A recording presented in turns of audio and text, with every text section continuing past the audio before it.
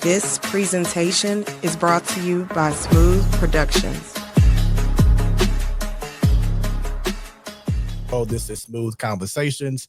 Once again, where the conversations are always smooth, as I am live here at Beat District Radio for the very first time in the station. I'm getting some things done at the house, so I wanted to make sure that the guest wasn't around all that. So I'm here at the station for the very first time, and here in the heart of Ferguson.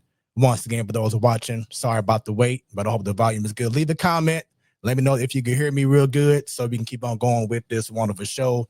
But once again, here in the studio, in the station, in Ferguson, inside Gamers Island, KBDR, Beat District Radio. Once again, it's your boy Smoooth with 3 O's. And as I was saying before, I realized that the volume was working on in regards to online for the people watching. Make sure y'all go ahead and subscribe to YouTube, Smoooth Conversations, Smoooth with 3 O's, and definitely make sure that y'all, if you want to be an ad, you know what I'm saying, want to get sponsorships, or you want to have some ad space, just email us info@beatdistrictradio.com. Once again, info@beatdistrictradio.com. So we back at it once again, Smoooth Conversations, and I'm not going to hold this brother any longer because we've been working on trying to get some things together for a minute, and we here, we doing it. I appreciate this guy for being available and being so versatile in regards to this mega thing that's happened with yours truly. I'm excited about it, and the moment I saw him pull up, I'm like, I thought about this conversation that I want to have with him, and I was doing some research and everything, and I just thought about nostalgia in regards to way back in probably one of the best periods of just going out, kicking it, the music, around our early 2000s to 2010 era was just a whole different vibe. And what better but to have this brother here, man. He is someone that I didn't even realize, because I've seen him in person so many times out in the clubs or whatever, but I never really truly realized how much this brother has meant to St. Louis and to the culture, man. And I just knew him as someone I saw him out kicking it with, at parties, but I didn't know that this man here is a dancer. I'm sorry, a rapper, not dancer, but a rapper. I can dance. Hey, you say you can dance. Okay. Those that know. Okay. And he is over the last 10, 12 years a DJ. Yeah. Been doing this thing. Yeah. And I've known him for the longest time as Van Coleman. Yeah. But he got to let me know, I'm letting the world know that now he has been going by Good Brother Vandalism. There it is. Now he on the screen. Yeah. All right. You see, so, can you see me, people? I have to ask you this question. Why the name Good Brotherlyzm? Yeah, man. So basically, and for those who don't know, started off as a MC producer, first and foremost. So that was me being as Vandalism, which is a name that I got from one of my school homies or whatnot in high school. And then it basically, I guess, I would say this. Let me actually back it all the way up. I actually started DJing first and foremost before anything, which a lot of people don't know that. That starts with my uncle, DJ Code Zero, who is... He's your uncle? That's my uncle. I didn't know that. That's my uncle. That is my uncle. Yes. And getting with him, and I'm talking about, he's one of those people where he's one of the first people I ever seen making music. So one thing you might not know about him: can rap, can produce, can play basketball. Like he literally does everything still. So even to this day, beyond him having All in One Entertainment and still doing amazing DJing, what I still to this day, running sound for a lot of major events, whatnot, all over the area of Missouri. So still going and kicking, still the best in the business. But he's somebody I looked up to. And like I said, I saw him DJing, I saw him rapping, I saw him doing it. I'm like, this is something I've always wanted to do, but I'm watching somebody doing it. I have access to making it happen. And he put me on the 1200s, taught me how to do transitions, taught me how to, you know what I'm saying, make my crates and, you know, do the BPM with the heart monitor and all of that. And so like people don't understand it. Like they think, oh, he just kind of jumped into DJing. It's like, nah, I'm from back when the speakers didn't have amps and you had to pre-up with them. You had to carry the coffins, brand new crates, all of that, everything, every single set. Good old days. I'll take it even further. I'll take it even further just to showcase how OG I am. I used to DJ the Saturday day sessions at Saints. Wow, bro, and I was 12 years old, straight up with me and my uncle. I think we good. Yeah, okay. Sorry, I said mic muted. Okay, there we go. Okay. Sorry about that. So I was saying, I think everyone on the radio heard me, but for those who wasn't, for those who's watching, I was just talking about going back in the day in regards to the vibe of just people really enjoying themselves without even having to know someone else. You know what I'm saying? I was saying earlier for those watching how you can see a girl and y'all can just dance without her having to know your name. You know what I'm saying? it was just natural vibes that's missing. Right. And the thing about that, right, is the game is crazy because even now we're having themed events. And it's dope, but it's like the theme is dancing, and folks is like, huh? And I'm like, that's what you're supposed to do when you're in these places. You're supposed to meet somebody, you're supposed to dance with them. Hey, it be times where you'll sit there, you'll dance with a chick, and y'all go y'all separate ways. That was that. It wasn't no necessarily, I needed to get your number, this, that, and the third. It's like, no, this was the cut. I was feeling the vibe. We getting into it, and then it's, you know what I'm saying? It was good. Right. You know, and that's what you're supposed to do. Whereas, like I said, now, and you know, it's the truth. Like everything is section based. Everything is so it doesn't even leave the space for that. So unless you know people in those sections, even in that, like what dance are you doing? How are you dancing to this music?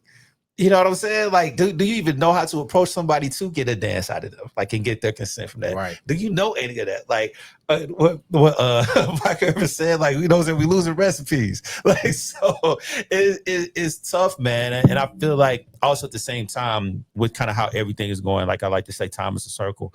I feel like we're kind of being forced to kind of go back to kind of primitive ways when it comes to certain things, communication, meeting friends, meeting people, even the close spaces. People are tired. They're tired of the sections. They're tired of hearing the same songs. They're tired of hearing the same songs in the 65, 75 BPM range.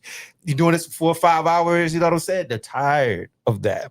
But at the same time, with them being tired of it, we got to kind of like, how do we bring this energy back into it? Like, you know, some folks, they don't want to kind of like change to the new stuff, but it's like, if you don't be a part of the change, it's not gonna change. So, yeah, man. And I saw this on social media. It was this guy that was saying, talking about sections, right? Yeah. And he was saying how clubs or venues need to stop doing hookah, stop doing, you know, bottle service and, you know, whatever it is. Like you're taking away the vibe of people coming together because you want people to be in different areas. Bro, the facts, the biggest facts. It's like, I get it and I don't. You know what I'm saying? Like if it calls for that type of vibe, if this is a lounge, if we sitting back chilling, cool, got you. Like, you know, kind of do your thing, have your hookah, have your drinks, do your thing is good. But if we're at a club, we're supposed to be dancing, being social. It really ain't supposed to be that much seating. If you, like you said, you go back to the early 2000s up into the 10s, it wasn't that many places to sit. Right. That might I'm gonna throw it back. I'm gonna show my age on this, but I don't care. Like my birthday this month, hey, you're looking at somebody that's 42. You know what I'm saying? So look, but no, go back to like Club 7, bro. Club 7 maybe had 4 sections. Yes. It was like a 2-part club. It would have like 4 sections in it. And if you didn't get one of them 4 sections, you was on the floor, you was at the bar, and that's what it was. You had to dance. Like you didn't really you got a place to do your arms like this, but there wasn't nowhere to sit down. We out in the club, we dancing, we meeting people. Like this ain't what that is. When you tired, you leave. That's what that is. So and I want to add on to that, because I think about Club ISIS. Yes, that was my #1 spot. Yeah, every Friday night, not Saturdays. It was every Friday night. It was Queen Isis and Charlie Chan. Shout out to my people, man. And me and my boys, we would go there and get there early. Yeah.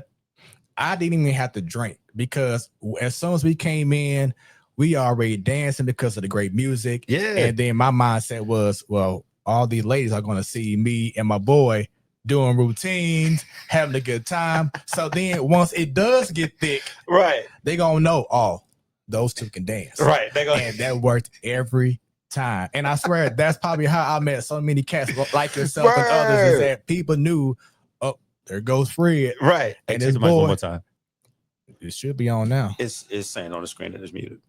Oh, no, that's okay, different. Just making sure. But no, we good. And everyone watching, let me know if you're good in the comments. Please want to make sure. Please do. Thanks for letting me know. Like I said, it's different setup here, so I get used to all the different things going on. But we should be good. But once again, let me know in the comments. Just want to make sure that we are straight, but we should be.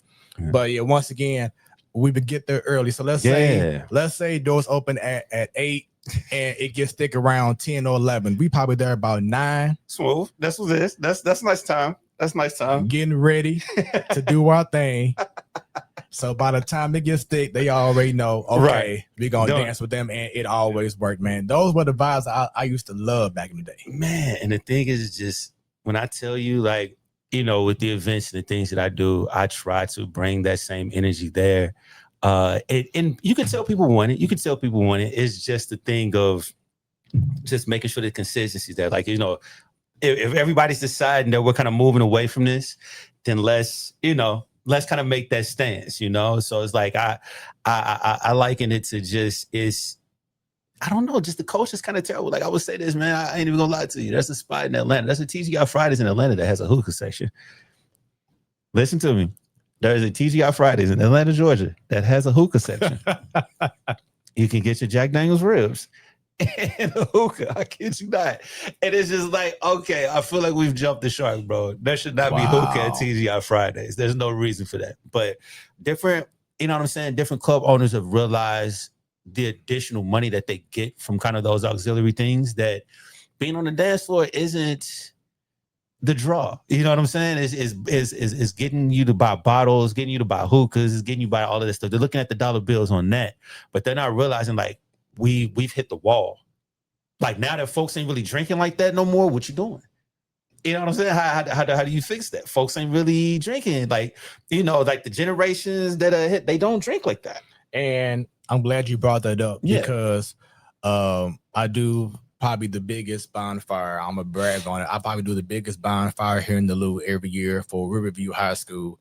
And when I talk to the owner of the land, and he'd be like, every year we want to continue to bring people out and make everyone dance. And I'm like, you can't have that expectation anymore, because as you just said before, people go out, it's more of a social vibe than just, I'm gonna get out there and we're gonna see who the best dance crew. You know what I'm saying? Oh, yeah, that ain't. It's not the same. Like, and no shade to them, but you see females dancing together in groups now, or a one-on-one. You know what I'm saying? Like a pair, And then you see the dudes just, in the back, just doing a 2-step or whatever, Right. But there's no coming together. There's no come together. Like, we come together in that. Yeah, that goes towards kind of, like I said, like, it's the music. Like somebody had pointed out, right? You look at the scape, like, just music as a whole right now.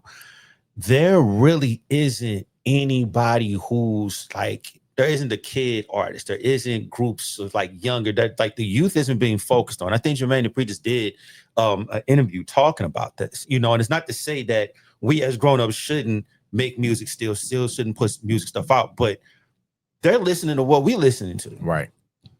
You know what I'm saying? And even the stuff that's being made by people their age, it's really kind of stuff that's more mature, like stuff that you ain't bumping this in the club. You not, like, folks, a lot of stuff, like, they gang banging tough on these records. Like, unless you want issues as a DJ, you're not about to play this song like that. So it's like the music scape, like, it isn't built for that any longer. And I need for, like, everybody that kind of plays a part in it to realize their piece and do the thing. But everybody wants this back, and it's like, okay, but what could you be doing to bring it back? What could you be doing to bring it back? What could you be doing? So it starts with the music, Number one, it starts with the music. So it has to be, and I'm not saying like it needs to be more youth. I think we need more youth artists, but even the grown-ups that are there, yeah, the BPM, we need to kick that up. It needs to be higher, needs to be faster. I mean, Beyonce just showed y'all with Renaissance, like, go faster, go faster, go faster. There's one artist, I can't even think of her name. She about to drop a record, like, and the joint sound like, no lies. It's not even me trying to be like, oh, I missed that old sound, but just somebody new bringing out a record that sounds like some old JJ Fast stuff. It sounds cool now. It sounds cool to do it because we ain't had nothing that sound like that in ages. So it dang near is new, but it's also like we got this record and it's super fast. Like, okay, so how do you dance? You got to learn how to dance. You got to come up with dances. I do this stuff on TikTok all the time, all day. You make routines. It's the same thing, right? We look to the videos to show us what the new how dance was. You feel what I'm saying? That's how it is that it was. So now you got TikTok. Come up with these dance, and it don't have to be a routine. Come up with particular dance, but that's how it starts. Like, everybody kind of has to play their part in that. But we're witnessing, like I said, it is. I guess I'm just getting kind of older to this place where I'm seeing stuff now that happened then, and like having that moment. But that's where it all starts, bro. It's just right now, the shape of it all isn't built for that, but everybody has a part to play in order to make that, you know what I'm saying, better. For sure. That's what's up. Once again, this is Smoooth Conversations, where the conversations are always smooth. I have good brotherlyzm. Yeah. We in the radio station, KBDR Beat District Radio, inside the Gamers Island. Yeah. Doing it up, man. Once again, want to apologize for those who've been watching and couldn't hear earlier, going through the technical difficulty, excuse me, but I think we got everything together. Everything is much smoother now, so we should have a nice smooth ride as we continue on with this conversation. But I have to ask you the good old St. Louis question. Yeah. What high school did you go to? So, saying it to say, man, I am a product of the DJing program. Really? Yes, I am, man. The crazy shit is, crazy stuff is, I'm sorry. The crazy stuff is that I went to Parkway Central. So I went through the Parkway District DJing program. However, I am from U-City, man. So yeah, like as soon as you say it, they're like, oh, well, you graduated. I'm like, I didn't go to U-City. Like, what do you mean you didn't go to U-City? I went to Parkway Central. I did. I was a part of the DSEG program, which is, I got my comments on it, but I was there. I had my experiences. Shout out to everybody that went, and folks that are there as well. But yeah, that's where I went, bro. Wow. Well, it's crazy because the last guest I had last week, so shout out to Serenity Bliss. She also was in the DSEG program, so she lived in the city, but then went to Kirkwood. Bro, waking up 4-5 in the morning at the bus stop. Get bus 30-45 minutes out. Like, just to be around folks. Listen, I would say this, man. The experience, especially in that like I said, there's great positives and great negatives to it. But just the name of it in general, like the fact that I have to be a part of something called desegregation, it's a whole different conversation, but it speaks to just kind of St. Louis as a whole and the things that we as Black people kind of like deal with. And it kind of just got to take to the face. And it's like, but when you leave the city and you go somewhere else, you're like, that was kind of racist. Like, this isn't okay. This shouldn't even be a thing, Like, I'm a regular human being who wants to learn. Like, why do we have a program? It's like, hey, we can bust you out here. And even in the process of busting out there, doesn't necessarily guarantee that you're getting a better experience. You know what I'm saying? Like, the high school I went to was 30% Black. That's compared to 70% that's not. So even though I'm out here, like, the experience is cool, but at the same time, I'm getting treated like crap, and you still bust me right back onto the city. So, you know what I'm saying? I'm just out here just looking at it and touching. Right. Oh, it's cool. And you going right back to the hood. So, like I said, I'm grateful for what it was, man. I'm grateful that my parents put me in and I got to see and experience so many things. But at the same time, this is also like, there shouldn't be a child in this city that doesn't get to experience, life amongst everyone. You shouldn't be shut off. There shouldn't be a reason where a program like that existed. So, yeah. And shouts out to U-City because I spent a lot of my teenage years living out there, man. So I'ma always have love to for U-City, man. Man, listen, U-City, I love the place, man. I know how a lot of y'all might feel about folks from you city and how we feel about where we from. But when you create so many amazing people that come from the spot that's putting on for the city and making us look great, hey, you know, you get the right to act like that. So there you go. So you get a pass, man. You feel me? But no, and when I think about your city, well, once again, I spent a lot of my younger years in that area, and just talking about nostalgia. But the times when we can go outside all day long, man, as kids, man, and you know, I knew probably out of maybe 12 houses in the neighborhood or on my street, yeah, I probably knew half of them, if not all, in regards to the kids. Yeah. And we would all just go out there and play basketball in one person's backyard, play football in the street, play baseball. We'll go to what's that? Not Heman Park, but what's the Miller Park? Yep. And play baseball out there or whatever it was. But it was just good, clean fun. And parents, grandparents didn't have to worry about your child not coming back home. Man, listen. And it's not even to say that stuff like that didn't exist back then to where you had to be worried, but it wasn't as commonly known.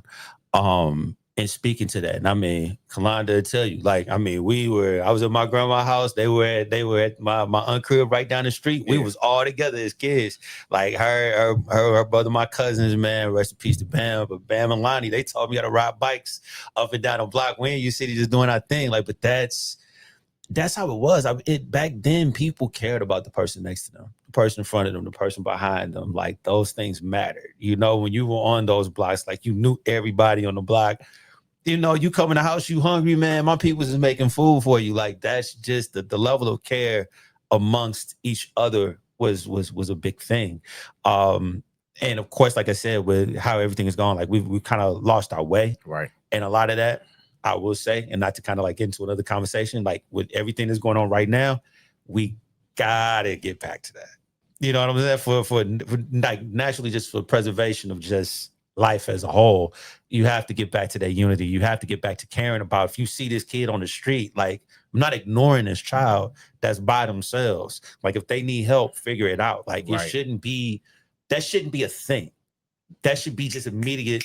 Somebody needs help them. But everybody's so stuck in their bubble and stuck on like what they have going on. And we made umpteenth excuses for it. We allow people to make excuses consistently for being about themselves and being focused on just what's in front of them, that you don't. Like, when stuff happens, it's like, you know, nobody cares. I got this going on. Like, and so it has to change, man. I feel like our children and our children's children deserve to live in a place like that. I love when I see kids outside playing, because I know it ain't common. Y'all out here playing games outside and y'all ain't in school. Like, that ain't normal no more. Where that was right. We come home when the sun down, when the lights came on. You know how they went. And we was outside all day. We was 10 a.m. We're outside and don't even come back. Right. And like I said, this conversation is going to really be about nostalgia, man. This the theme tonight. But as you just saying that, I can remember my late grandmother just saying, Frederick. And I knew, okay, it was time to eat or time to come in the house. But like, okay, gotta go, see y'all tomorrow. But it's just stuff like that you know, you miss and you cherish, because like I said, and it was a whole community. If it wasn't my grandmother or my mom or whatever, it was their, you know, mother. You know. It was their father. You know, oh, hey, y'all want to get something to eat? Come on, I got pizza over here. You know, stuff like that. Exactly. Just rarely exist anymore, and it's sad. But I hope that we can find a way, because it all starts with us first. It all starts with us. It all starts at the house. And one of the biggest things that has to be discussed, one of the reasons why people aren't like they are, like they used to be, right, is gun violence. Oh man, drugs and everything else that these kids are being exposed to as such in early age. Yeah, and that, and I say all of this with, like, I was raised around that as well. You know what I'm saying? Like, I have stories about family, like all of that could be talked about. But there's nothing to glorify. But also, I had people in my corner to let me know what was right and what was wrong. You know, even the folks who was doing that stuff out there, they didn't let me do nothing stupid. They didn't let me get out there. They even with them being, you know, outside doing what it is they doing, slanging and all of that, they looked out for the kids. Like they didn't want us to get out here and do that. Now, if you got older and decided to go down that path, that was the decision that you made. But I'm not about to tell you that this is what it is that you need to do. I hate it now where, I mean, shoot, bro, like as a parent, like you're terrified to hear if something is happening at that school, like kids bringing guns and guns be like schools being shot up. Like this is a normal occurrence to the point where people now ignore it. Right. And they ignore it because it ain't your kid. Or better yet, they're immune to it because they're so used to it. They're so used to it. That's what I'm saying. It's like we're so desensitized to certain things that should not be. There's no reason that grade school should be getting shot up ever in life. Any school. Mm-hmm. But what is a 6-year-old done to you? Right. You know what I'm saying? Like, why was that the thing that you felt like you needed to do? And I hate that we're at that space right now to where like things like that is a normal occurrence. So where it's just like, all right, retweet it. That's crazy. Oh, back to the rest of this should be like, you feel what I'm saying? Like, right. This should not be happening right now. Right. But it does ultimately all start with us. And it's like, why do we feel like we got to run to the gun first? Why do we feel like, you know, you have to be destructive? Why is that a necessity? Like, and I get that, you know, you needing to have stuff and all this, that, and the third, but certain things are like, bro, you're not doing this to get money. You're not doing this to push your, you know what I'm saying, your family forward. And so what's the point? You're just being destructive for the sake of, you know, being destructive. Like, what we doing? You know? So yeah, you said it, man. Yeah, man. It's something that has to be discussed, man. And I don't want to say what neighborhood, but I recall when I was throwing a football with a neighbor I didn't even know. But it just reminded me of back in the day. So I want to kind of be that example of, hey, there's an older person who just wants to have an organic good time and throw the football around. Right. Didn't know the kid's name. So we throwing the football back and forth, like maybe a couple of days in a row, you know, just being real cool, whatever. And then maybe a day later, a neighbor that was across the street from this kid, their peoples, I think the daughter or something, they had a big shouting match with some kids. I guess they came from the same school. It was a group of kids that came in a car talking stuff. They pulled up down the street, walked towards the neighbor's house, and I'm like, I just hear all kind of commotion. Right. So all of a sudden, the neighbor, the mother of that daughter, came outside with a huge gun, machine gun. I mean, it was like a Dick Tracy movie. You know what I'm saying? With the Chicago typewriter. Right. I'm like, are you serious? Wow. And I saw the young boy that I was doing the football with. Right. Not saying he was involved in it, but he knew them. So he was associated, you know, with them and, he, you know, whatever. And you just saw the mother just carrying a gun just like this. Right. And I'm like, what is about to go down? So then the kids ran back to their car and one of the kids came out with that and had a piece and was showing it. I'm like, and like I said, this is literally 2 or 3 days after I was just throwing the football from my house over to, you know what I'm saying, to the kid. Right. And I'm like, are you serious? And like ever since then, I just because of that, it goes back to the whole gun control, safety, you know, like as good as you want to be a good Samaritan or a good example, but yet you're seeing guns being drawn the next day. That's the tough one, man. And my thing is this: I am a person who, listen, if folks ain't gotta have guns, if it ain't no reason to have no gun, hey man, what we doing? I'm not a person that feel like it needs to be that. I am an owner. However, I'm an owner in spaces of defense. I don't want to. Right. I don't want to have to do that. Like, that's not something that I got that and I had to learn how to use it out of necessity because, you know, certain play, like case in point, Atlanta, Georgia, like You don't have to get a CCW. You don't have to. Mhm. You as long as you don't have a felony, you can still carry. That's terrifying. Yes. That is absolutely terrifying. And I don't think people like, and not only that, you can conceal carry in a stand your ground state without having any certification. So you're dang near dumb for not having it. Especially in certain with everything that's going on, but also it's like you're further perpetuating that entire thing by even having this on you. Because let's say you might be the only person in there with. So now you're the danger, even though you're not trying to be. And that's the unfortunate nature of where it is that we're at, is that it's become entirely too accessible. There is, there's not enough that allows people to be taught how to use the right way to use. Because I feel like if you have one in your hand and you're actually actively using it, you respect it way more, to where you know that this ain't something you want to have or play around with. Like, it's not a game. And even bigger than that, any kind of conflict shouldn't have to automatically resolve in that a gun, period. So like, throwing these, listen, you gonna lose them. Folks be scared to lose. Listen, if you're gonna fight, somebody has to win, somebody has to lose. But it's even in that, right? It's like you be able to take an L. Some folks can't take the L. Or even sometimes you see the cat, you took the L, and it's like, oh, you ain't learned your lessons like that. Why do we have to escalate this? We already did the thing. Right. But that again, we grew up in a different space. It's Right. cats that I fought that I'm great friends with, and we threw straight hands, like bust each other. I got family members that I done fought, like, and I love them to death, but it ain't never gonna get to no point to where it is that it needs to be that. And we just kind of understood we needed to get that out. Now, we might even be able to be level-headed and talk on some stuff, and then we can, that actually brought us together. But it doesn't have to be like all of that violence. Like, that is just, I hate it, man. No. I'm not a fan of it. Nothing about that is cool with me. No. Like, at all. Yeah. So once again, it all starts at home, and it's kids having kids. Like, how can you teach?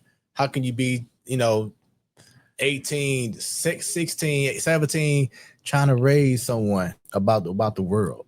Bro, I can never understand it. And I'll say this right now, as somebody the age that I am, and I don't feel old. I don't, I know what the number says. Like, I still feel like I'm like late 20s, 30s. Like, this is how I feel. You know what I'm saying? And so it's like me saying, like, dang, like, you in your 40s. It's like, comparisons, like, you thinking about somebody that's in their 20s having a kid. It's like, what is you doing? So I couldn't imagine nobody younger than that with teen on their name.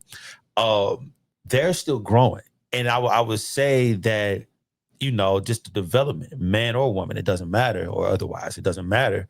I feel like it's being stagnated. Like, they're not maturing to the level of which it is that we did. And a lot of it, of course, came out of necessity. We might have needed to, you know what I'm saying? You might need to do something for the crib, like, early on, but it's not the same thing.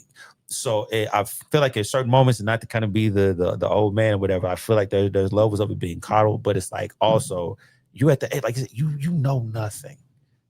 There's no knock. You're mature. You don't know anything, and you're dead trying to teach somebody something. You figuring it out. It doesn't make sense. Yeah. It doesn't make sense. And I hate that anybody's been placed in a situation where they've had to do that. I commend anybody who has and has gotten through it. And I hope that you have, a village and a group of people around you who can support and help kind of fill in those gaps, and that child, as well as yourself, gets everything it is that you need out of that. But to those who didn't, it's just like, that's tough, man. Yeah. That's tough. Yeah. But no, so far, man, just a great conversation. We just two grown men having conversations, man, being transparent, keeping it 100, because this is stuff that we know that people need to hear, to see, to feel, and to know that there are people out here in this world that still care. That way, man. And that's the big one, man. Like, people, the new hot thing is to not care. Right. It's to act like you don't care. You even look like, in everything, in music, movies, fashion, all of that stuff. You can't look like you're putting too much effort into nothing. And it's like, nah, we got to get back to acting like we care about everything we're doing, how we look when we step out the house, whatever it is that's coming from us, from art, from anything, like it has to be some level of, you know what I'm saying? I take appreciation in what it is that I'm doing and I'm presenting to people. Like that there has to be a level of attention kind of placed to that again. And I don't know. How do we get people to care again? What does that look like to you? What can we do? Yeah, that's what I'm saying. So I'm asking you though, but what do you think? Man, it's all about, once again, starting at home. But the same way that we are so easy to videotape fights, videotape negativity, bro, do all these things on social media where we're going off on this, going off on that, even musically. You know, I know some people may have some reservations about, you know, certain artists, but no, not having voices like Michael Jackson about Heal the World, you know, Man the Mirror, you know, stuff like that. There just needs to be more exposure in regards to us being better for us. And we have so many tools out there. There's no excuse. There's no excuse. We have so many tools out there that we're utilizing it for the wrong things. Sometimes it's for personal gain, but not in regards to coming together. Yeah. And that's something that we have to, you know, really work on. You know, a shout out to, we talked about him earlier on the pre-show, like Tough Poe, how he has black men build and stuff, like, you know, where I had opportunity for the first time to go to one of his to one of those not events, but a conversation that we had with former mayor Tashara Jones, and just being able to see 20 black men from different areas of life come together and passionately say what is concerning them, which is a very important topic that we got to go ahead and get to real quick. Us in regards to black men. We have to stop holding back our feelings, man, because and now it goes back to your question once again, because if we continue to just sit back, don't say nothing, and not set an example of it's okay to be vulnerable, it's okay to be passionate and cry if you have to about something that is bothering you, but we can't continue to keep holding that in, because we're messing ourselves up mentally, and of course physically. This is I agree with all of that 110%. And that's just to say, like, the way I was raised, I can definitely speak to that. Shout out to my mom. I do believe she's watching. Shout out to her. But she definitely raised me a bit different, to where she allowed me to express myself freely, emotionally, you know, what was bothering me, what wasn't bothering me. And she allowed me to be able to discuss those things. So, and knowing that, right, you think about my age range, you think about when it is that I grew up. Imagine what that was like.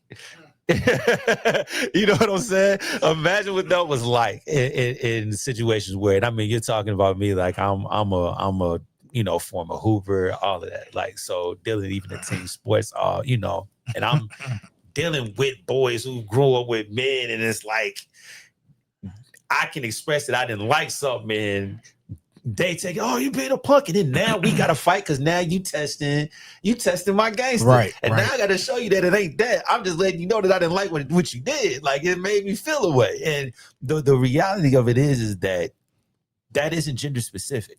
You know, we can go into the conversations of patriarchy and all of that, like to we're blue in the face. But it goes back to initially what we were talking about, even with music and all of that. You have to realize what part you play in this and do better. And I'm going to say this, and hey, women, you play a part in that as well. Huge part. I'm going to say it, okay? And I know where it comes from, this, and the third, however. And we're going to speak to it, because you know me, even like, and we've been following each other on social media and stuff for a while. So you know how I get down. You know I don't have no problem saying whatever it is that I need to say, and it's just that.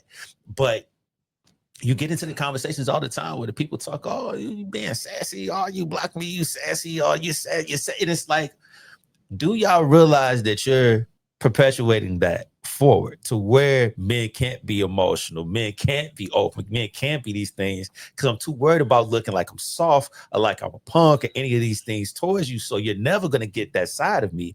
Or in certain situations where it is that, like I said, it gets used against you. This is how some people think. Me personally, I don't care. I'm going to express myself, and if any chick in any way, shape, or form responds negatively to that, I promise you the door is that way. I do not care. But I also understand how some people will be opposed to it once it's met negatively. It's going to be difficult for you to try it again, knowing that you attempted it and it was approached. You know what I'm saying? It was received in that manner. So in saying that, it has to be worked on all sides for everybody, because you should be able to be emotionally open and emotionally expressive, but especially for men, because all you get told all day is to be tough, strong, ignore things, let it roll off your shoulder, fall down 7, stand up 8. Like nothing tells you heal. It's okay to cry, like vent, like you need to be heard, you need to be understood. Black man, you need to be protected. That ain't even something that even people say, like just even safety as a man, even though we're supposed to be the providers to make everybody else safe. What do they say in one of my favorite graphic novels? Who watches The Watchmen? Who? Right. You should have the space for that, but you're being told all day that you can't do that or be that, and you just never deal with it. I mean, you could probably, attest to a gazillion of men in your life that were just stoic human beings that just didn't express, and they go through stuff, they go through depression, they go through all of those different things, but you never know. But that stuff 9 times out of 10 probably killed them. Yep. It showed up and manifested in different ways, physically or even whatever. Like you can't have it all. Yeah. I mean, well, technically, no, you can have it all, but you just need to allow people to be humans. Right. Like I get, he's a man, he's human. Yeah, I guess, she's a woman, she's human. Like, let people be who they are without the judgment. Like, yes, that man feeling get hurt, he get mad, he get angry, he get all of that stuff, and you gotta allow the space to be that, to even express it without feeling like I'm feeling vulnerable. I'm feeling like you're gonna take advantage of me, or you're gonna look at this like it's a weakness. It's too much of that's going on, and that needs to change drastically. Seriously. And going back to ladies and how much of an impact, I always say this, and it's no disrespect, or maybe it is because it needs to be said more, but about these boys sagging. I have to bring this up because it's a pet peeve of mine when it doesn't matter who you are, whether you are a famous rapper or you just some dude down the street, just seeing, your butt all the time while you walk it. But here's the power that ladies have, is that ladies, if y'all were to be like, you know what, I'm not going to date you or deal with you because your pants are already down to the floor, real men are going to follow through and listen and be like, you know what, I don't want to mess up this opportunity to be with this woman because I have my pants down to the floor. See it even in there, right? So, and of course, everybody kind of knows where it is that style came from, with you not being able to have belts and stuff like that in prison, and that kind of getting pushed forward into society. But even now, the reason why a lot of that stuff actually happens is because a lot of these guys is going to get a high-end denim that they can't fit because they don't make their sizes. So when you're going to a mirror, it's like, hey, brother, like, you wear a 42. A mirror does not come that high. So you got 36 around your thighs, and you got to go get a big t-shirt. So I'm telling you why it is that's actually happening, because a lot of these high-end denim makers don't actually make jeans in their size. So they want to still stunt, but they don't have the build for it. And so they'll flex it that way. When in actuality, it's like, bro, it's something else you probably could be doing in order to get those jeans. That ain't even how they meant for you to wear those. And it's for a reason. So saying that, I'm with you. I'm just about being fly in general, just like that's the thing. So I'll never understand that sagging was never my 1-2. That was never my twist ever. I've always thought that looked weird. Where stuff I was supposed to be worn, you know what I'm saying? They make certain situations, they make pants in a certain way to wear. If you want the baggy look, you can get that without it having to be a certain thing. But that's a lot of times when you see that, that's why. Wow. I just told on y'all. So There it is. a lot of y'all in here flexing. Exclusive. and flexing like J's and stuff just cause it's the look and because it got the logo on it. In actuality, you can't even fit them joints, bro. Them probably your boys that got passed on over to you. Like, but I digress. Do y'all think?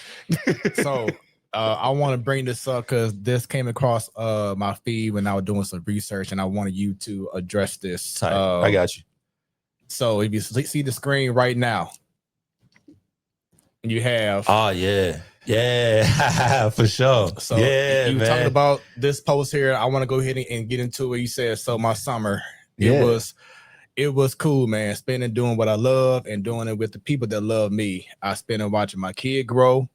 I spent it seeing myself through her eyes. I spent it reflecting. I spent it with myself, being as out of the way as I can possibly be. I spent it present. I spent it getting closer with my mom. I want to stop right there, put a pin there. Yep. Talk about that. Man, my mother, one of the most amazing human beings on the planet. And I know people who say that, everybody say that about their mama. Everybody, oh, my mama, the best mama, this, that, and the third. Those that know that woman, those that have been around that woman, those that have had the honor of meeting her, y'all know what I'm saying. So no, man, time, bro, time. And this is something I'm probably expressing on here that I really ain't necessarily even openly expressed. But when you get to a certain age, bro, you just start having more thoughts about mortality, bro. Mm-hmm. You know, and all of the things that you take for granted or you've taken for granted. You know, everybody gonna be there. Everybody gonna be there. Oh, I'll get to that tomorrow. Oh, this, that, and the third. And man, when I say pandemic up until this point, in my 40 years of life, hardest in just learning, like, bruh, life is, you know? So having somebody there who, I mean, she's been everything to me and everyone. And it's important for me for this side just to make sure that she knows how much that she's loved and that she's appreciated and that I'm there for her just as much as she's been there for me. Because as they say, you know, it's like you're born, you hit this peak and then life goes in reverse. You know what I'm saying? The parents become the children become the parents. And it's now, I'm in that space now where these are the things that I've been taught by my parents. These are the things that I've been taught.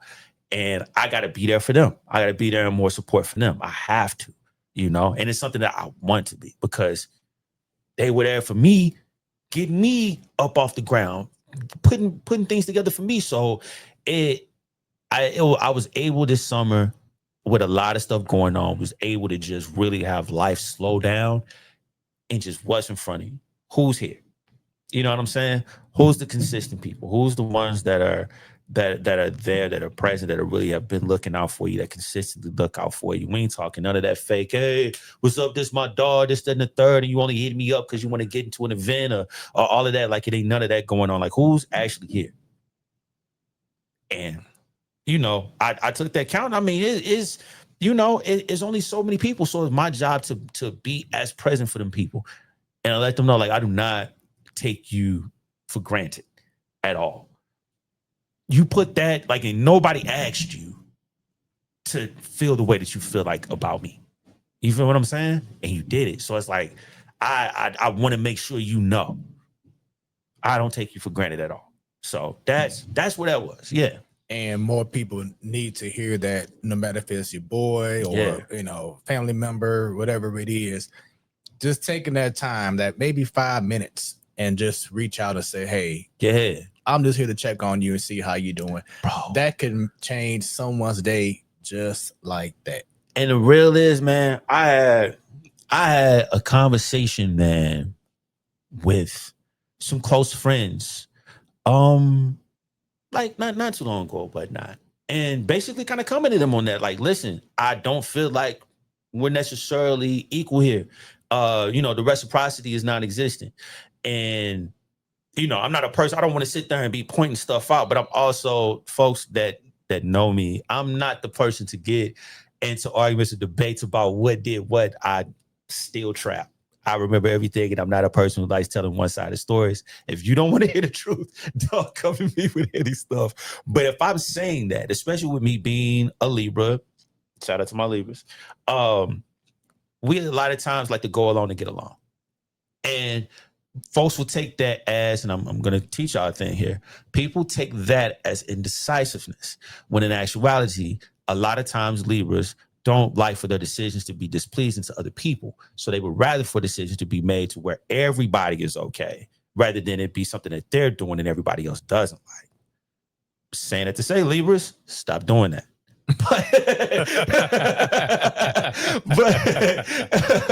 But in saying that, right, I had to have that conversation with them, and I'm just like, listen, the reciprocity isn't there, and I'm feeling away. Like, and I can say that to you. Like, I'm open. I can say that I don't like where this is at. And they flat out told me, well, you just seem like everything is together, like you just okay. But they're going off of social media posts. They're going off of, oh, he's doing events. They're going off of all of these different things. And in actuality, like, boy, your boy's going through it. Your boy is going through it. But yet I hit you up and I'm checking to make sure that you okay. I'll have friends where I hit up and check on them. And they're like, yeah, what's up? Like, I want something from them. And I'm like, bro, I'm just making sure you straight. We ain't talked in a month. I'm making sure you good. Like, I noticed you got your post and all of that type of stuff going on, but I'm checking on my peoples. I don't care about that stuff. I don't ask people for stuff. But it comes into that. Like, people will literally take what you're showing outwardly as, oh yeah, they cool. They good. But then you always see these posts like, man, I didn't know. Why didn't you? You know what I'm saying? Right. Why didn't you? Who was stopping you? You didn't even have to call that person. Like, the ability to contact people is so easy now. It's so easy now. There's no excuse. You don't have to pick up a phone. You can send a voice note. You can send a direct message. You can do anything. Right. Check on your peoples. If there's folks out there that you love or that supposedly like that is your friend, but oh, we don't talk all the time. Why not? Why not? Why has there been months since you've talked to your? Why? I get that life is going on, all of that type of stuff, but you are not the only person on this planet who got a family, who got a job, tell me about who got depression, who got ADHD, right, who got people that are dying around them. You not the only person. Your load ain't heavier than everybody else. So if somebody has the ability to go out there and check on you and do all of these different, there's no excuse. Right. Why are you on autopilot as a friend? Why? Why? Who made you that important? Do your part. That's why we're losing these connections. Everything is so connected now. You have the ability to reach out to everybody in a second, and you don't. And now we get into a point, and I won't get into full detail, but in regards to family, you shouldn't lash out at someone who wants the best for you. Yeah. Yeah. You shouldn't. I'm going to add to that, though. It all depends on the approach. Exactly. Exactly. And what I say is that when, especially the approach has to be pure, but when someone is who just wants to love you and be there for you. For sure. For sure. You know what I'm saying? Just be mindful that, hey, you don't have to always go over the edge. Yeah. When someone wants to be there for you and love on you, because it's just too many times where we push someone away and you want to push them away for life, where it shouldn't even have to get to that point, especially when you're seeing that someone really wants to be there for you and like, hey, no matter how you're feeling, no matter what you're going through, I'm still here for you because I love you. That is a tough one, brother. You said a word. That is 100% correct. I just feel like the person that's supposed to be receiving it would have to know. Yeah. Would have to know and also understand that they do deserve better. Because, they said it all, the old one, you can lead a horse to water, but you can't make him drink. Exactly. Man, I've been in that space where it's like, listen, I see it in you. You know what I'm saying? And I know what you've been through. You know, like this ain't that. Like this post, you know what I'm saying? It ain't supposed to be that way. It ain't supposed to feel like that. Now we can go, like I said, they can be relationships. You know what I'm saying? We can talk that is as well. And like I said, I've been that guy in a relationship, and I know how dudes have treated you, and this ain't that. But if you used to trash, you feel what I'm saying? Like you sit back and you think about it. I think somebody had made the point of it. It's like, bro, everybody knows carrots and celery is good for you. However, you're gonna eat that cheeseburger. Mm-hmm. You know what I'm saying? You're gonna go to McDonald's and you're gonna eat that cheeseburger knowing that you shouldn't be eating this cheeseburger. You should probably be eating celery and carrots. And it's like you have to know and believe that you want better for yourself before you can even be able to accept that. And the problem becomes that people unfortunately have to go through what they have to go through in order for that to finally click. But sometimes it's too late. That's the jacked up part about it is that, yeah, somebody might be coming to you with the love and appreciation that you do deserve. You are supposed to feel like that. You are supposed to be supported like that. You are supposed to be surrounded like that. However, if all you know is getting beat down, is being disrespected, is being all of these things, you're used to the disrespect. Yeah. That love gonna feel like a punch. It's gonna be weird for you. You know what I'm saying? You're used to the chaos, so you're going to run to the chaos. You might even start the chaos because this feels too weird. You know what I'm saying? Like, I'm sure you've had it where you talk to your homeboys and you maybe told your homeboy you love him and he cracked a joke to break it up or something like that. And why you being too, you feel me? You feel me? And it's like, dog, and it's like, wow, that's small. Yeah. That's it. Yeah. That's literally the grand thing. Yeah. I can't even express that to you as something you're supposed to hear from somebody you've been down with since forever. You know, I would run through a wall for you. I can't tell you I love you. Right. Without you feeling a way. Why do you feel a way other than the fact that you know that I love you? Right. So, yeah, it's literally that. Like, and I hope whoever is hearing this, like, if you got people that are there who are literally showing that, you deserve it. Anything you're going through that's positive, if somebody is showing you that, you deserve it. You're there for a reason. Don't play it down because that ain't what you used to. That's how people they've been treating you like trash all your life, or you ain't never had a job that good that paid that kind of money. You know, they talk about imposter syndrome. No, it's happening because it's supposed to happen for you. Accept that. As weird as it might be, lean into that. Right. It's supposed to, and give it back.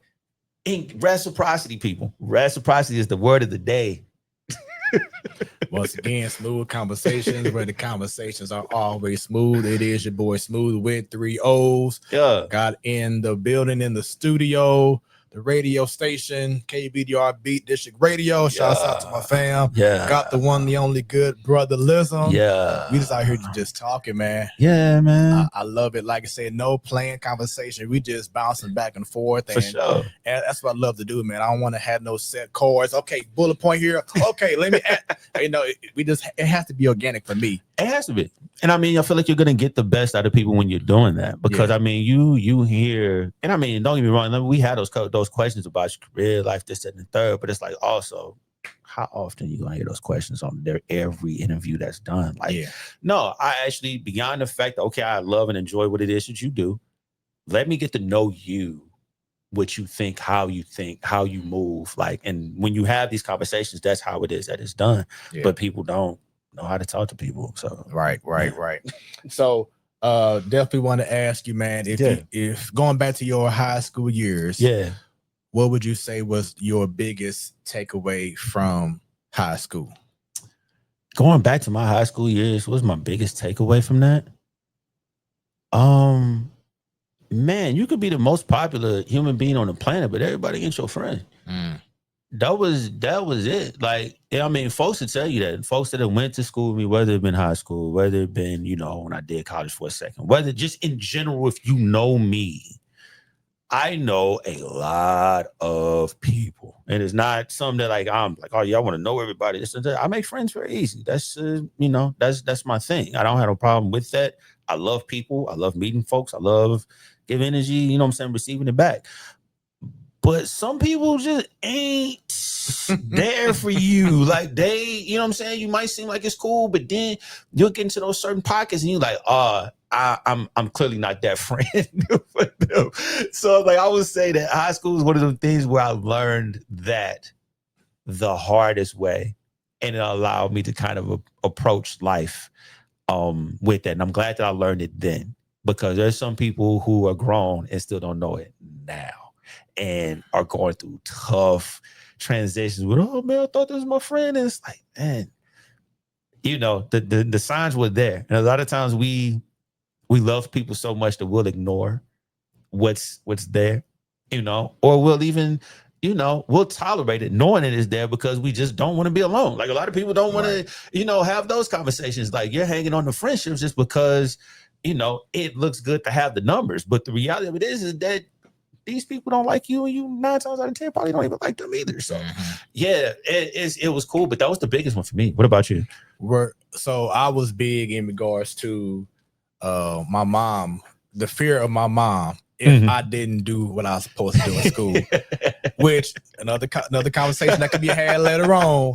But having that fear of your parent feels like nowadays it's more of a, you're my girl, you're my homie, except for you're my parent. That fear is not there as it used to be. And I knew that if I didn't get good grades, I couldn't play the sports I wanted to play. I couldn't do things I wanted to do. Couldn't drive my car, you know, whatever it was. So I was a scholar athlete. Big on that. Go ahead. No. I was listening to. No, what you're saying to the letter, like I believe, like people, like, you know, and I'm pretty sure you heard mom say, I ain't none of your little friends. Like, I'm sure. Like, but I can say this is like my mom is my best friend. Like, and people that tell you that. Like, I talk, like she's one of the homies. Like, we talk about everything. Yeah. You know, and so it's folks that have, like, I have that dynamic with her, but I still also respect her as my mother. Like, I ain't about to run and talk crazy to her or anything like that, because I still to this day, that little lady, you know, and I'm 6'3". She's her little stuff. I'm terrified of her. So still, like, still to this day, like I tell people all the time, like, man, that woman taught me how to fight. Like, dead serious. Like, I'm like, she's not for games. Like, but that is the sweetest woman on the planet. So it's like I've always had that fear, but also I understood the level of choice, and that's kind of brought into me and parenthood as well. With my child, you know, me and her are super close. However, she knows there's consequences for everything. Right.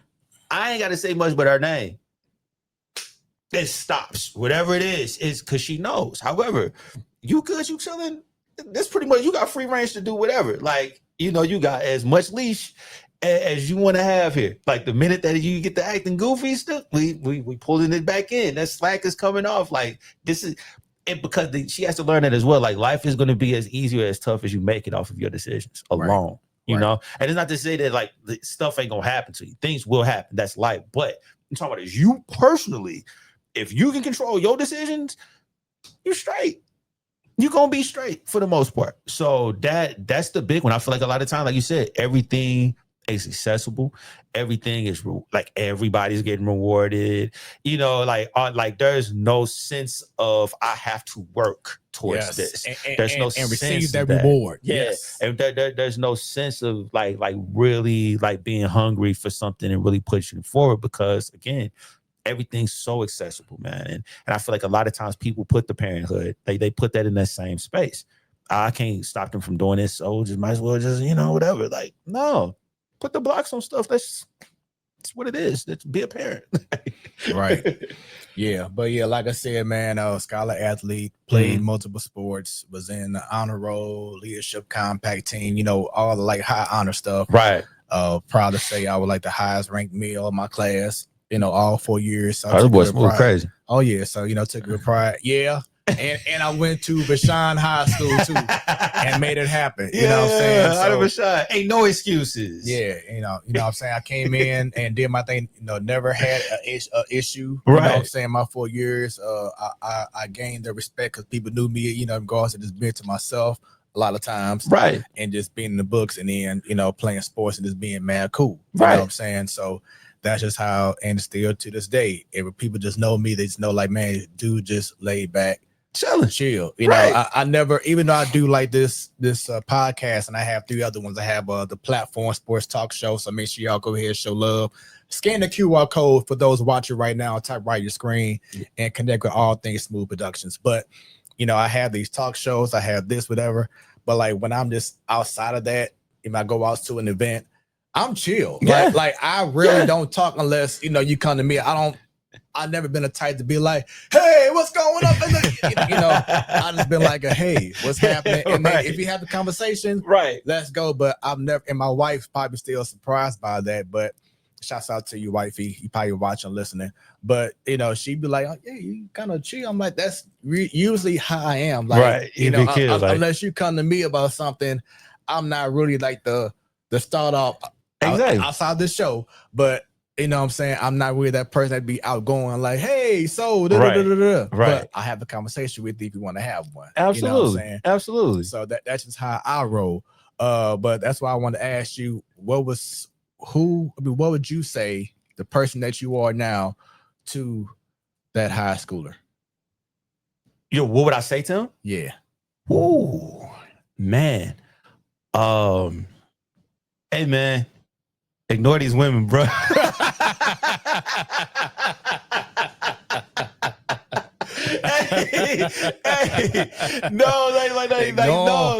Ignore these women, bro. Hey, listen, man. Hey, listen. I enjoyed high school, but it's just like, you know, you get around me like, oh man, I got access to, I can holler at, you know, and you kind of lose your mind for a second. And so it's just like, and I would say, like, I wish I would have said that. However, I feel like the way I handle things, especially in high school, because that's really when I was getting things going as far as me musically, finding myself as an artist, finding myself as an MC, as a producer, like kind of building all of that up. Me being connected to women and all of that type of stuff, like it kind of helped kind of build that up. So I would say, figure out the healthy balance. But ultimately, man, I would say to him, just move hard, move forward with yourself, bro. I don't care if nobody believes. I don't care if you don't have this massive crew or machine or a group of people behind you. You're you, like, and you're that dope. Like, you believe that you are exactly who it is that you feel like you are, and move forward in that, like, without, like, you know what I'm saying, without abandon. Like, just do your thing. So that's what I would definitely tell. No question. This segment of the show is brought to you by Smooth Moments. If y'all need some photography, videography, some aerial drone services done, yours truly can make that happen. Smoothproductions.com. We're going to talk about some moments here, man, and get right back into the swing of things. So talk about this look right here, man. Let me see what you about to pull up. Nostalgia. Yeah, that boy. Look at that boy. Talk about that look. Ooh, look at that boy with them big old LRG cargo shorts, boy. The collar pops. Oh, the red and white dunks. Oh, look at that boy selling on his hip underneath the joint, the armband with the hat. That boy was fresh. That boy was fresh. Oh my God. And for those who are listening on Beat District Radio, when you get a chance, just go on to YouTube, Smoooth Conversations, and get to this point, and you'll see why he's laughing right now. That boy was fresh right there. Look at that guy, man. Listen, I'm talking about. Let me tell you something. Like, that was the one right there. That was a good promo photo shoot. I'm trying to remember who I did that joint with, but listen, man, that guy right there that you looking at, that's the rawest MC in the city of St. Louis, Missouri, that you looking at right there. You're looking at the guy. You're looking at him with the good. Of course, you have to take the U City Lou photo shoot. You know what I'm saying? So this was that, man. But when I tell you, Foot Locker champs, if y'all remember back then, early 2000s, used to have on polos. You get like the three, you know, you get the multiple colors, always drop, you know, you used to have double collars pop. Yes. Yeah. Boy, that fashion was terrible. Now you talking about this look. How about this one right here? Oh, look at that guy, man. High school, man.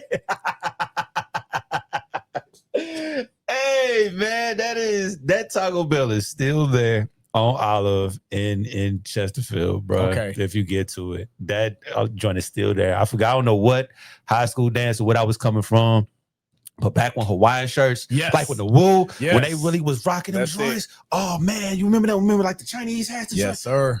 See, you feel where I'm at right now. Yes, so sir. listen, I think I remember, and I'm telling you, I told you to still try. I think I got that Hawaiian shirt from Old Navy. Like you couldn't tell me nothing. That's what I'm telling you. Like I remember this stuff still. And the Seattle hat, folks that don't know, I lived in Seattle for a little while as well. Ken Griffey Jr. is my favorite baseball player of all time. So respect. Yeah, that's why that was it. Yeah. So you said MC, man. Talk about this moment right here.